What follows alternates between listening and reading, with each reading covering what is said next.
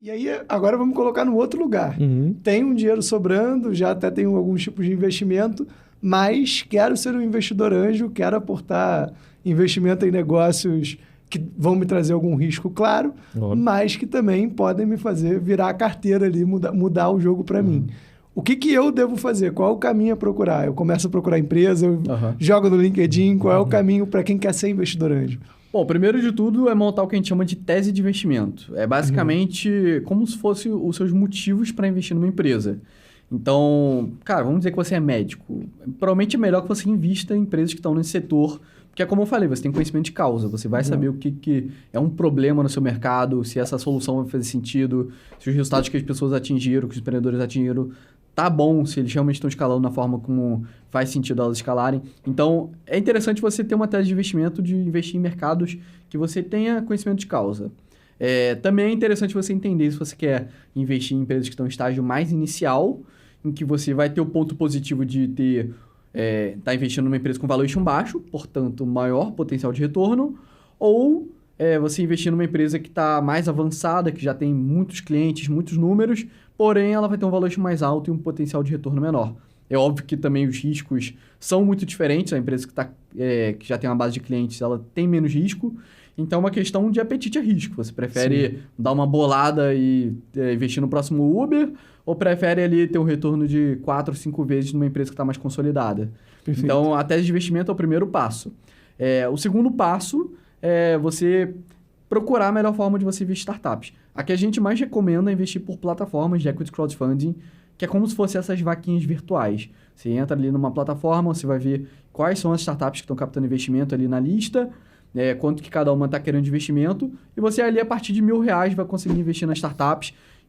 Pessoas físicas do Brasil inteiro vão aportando ali até chegar no objetivo da empresa, e ela vai, depois todo mundo transfere o dinheiro para ela. Então, é um processo que é bem democrático, porque a partir de R$1.000 você já investe numa startup. São empresas que já foram pré-selecionadas pelas plataformas, porque elas têm esse dever, né? Elas são selecionadas pela CVM para poderem atuar no mercado. Então, elas fazem toda a diligência, se a empresa apresentou informações verdadeiras, se ela tem a qualidade necessária. Então, você está basicamente olhando uma lista de empresas que já foram filtradas, que estão apresentando informações fidedignas, e você só precisa decidir, faz sentido, não faz, vou aportar ou não, e fazer o Pix.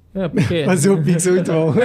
Porque esse método, né, é muito mais fácil, né? Então, você tem ali como se fosse um shopping que você consegue investir. Perfeito. Se você quiser fazer uma forma tradicional, cara, eu vou colocar no meu LinkedIn que sou investidor anjo, vão aparecer pessoas. Legal. Só que aí todo o trabalho você vai ter que fazer. Você vai ter que conferir se as informações são verdadeiras. Você tem que conferir se é uma boa empresa, conferir se aquelas projeções fazem sentido. Então, você fica com toda a burocracia. E vai ter que investir R$300 mil no seu bolso. Ou exatamente. achar outras pessoas para dividir.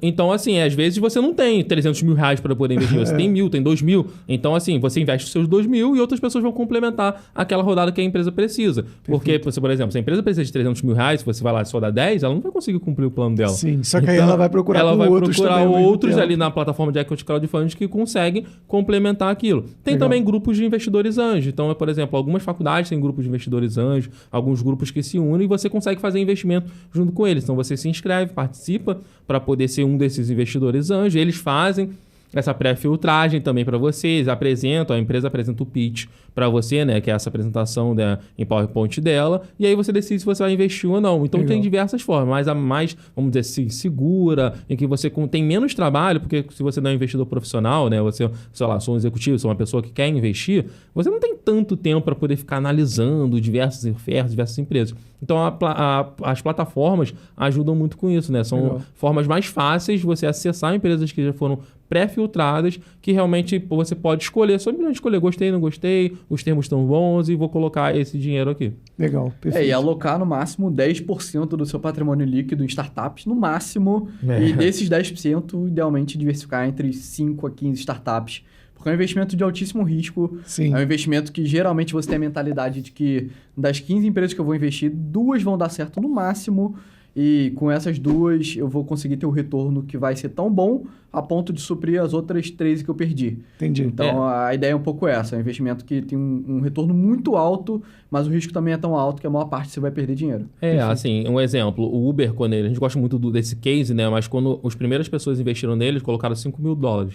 Quando o Uber abriu capital, eles ganharam 25 milhões de dólares. Então, assim, é um retorno exponencial. Toda startup vai ser Uber? Não, óbvio que não. A maioria vai falir. Eu te gosto de dizer que, cara, você provavelmente não vai ser um unicórnio. Sim, Tira sim, isso da tua sim. cabeça. Esquece E isso, não tem gente. problema você não ser um unicórnio, porque, cara, o unicórnio é uma empresa que vale $1 bilhão. E hoje em dia a gente tem o quê? Acho que 10, 12 startups deve estar por brasileiras aí. que chegaram nesse status. E, cara, estatisticamente tu não vai ser um unicórnio. É Sim. difícil.